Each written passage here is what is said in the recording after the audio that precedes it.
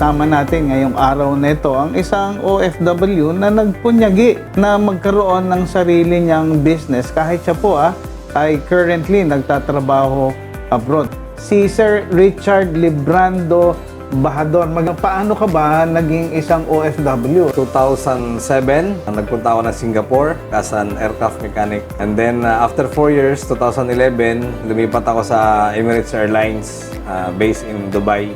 Dumating yung time na down kami. Kailangan ko ng extra income.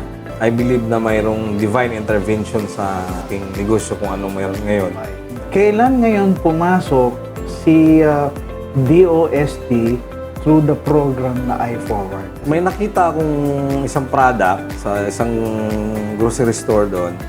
May nakalagay na DOST Assisted Program. Nung nakita ko yung number, tumawag agad ako noon. Sakto naman, mayroon pala silang niluluto na programa for OFW. Yung machine po na... Machine na ginamit yung mo machine na ginagamit, sila nag-fund doon.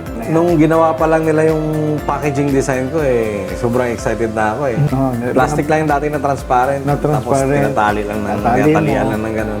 Saka binibenta. Ngayon, nag-level up ka na dahil may DOST na. So hopefully na makilala sa specialty sa Philippines. Part po sa plan talaga na pag expansion is maka-export.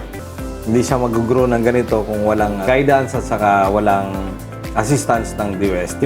Maraming salamat sa DOST, sa iForward PH, at sa mga tumatangkilik ng aming Lami Chicharon. Tunay na naging inspirasyon po kayo sa marami nating mga OFW. Sa tiyak kami, kapag ka po napanood nila, ito pong interview natin baka bigla nilang sugurin or tawagan na ang DOST. Maraming salamat. Maraming salamat din, sir.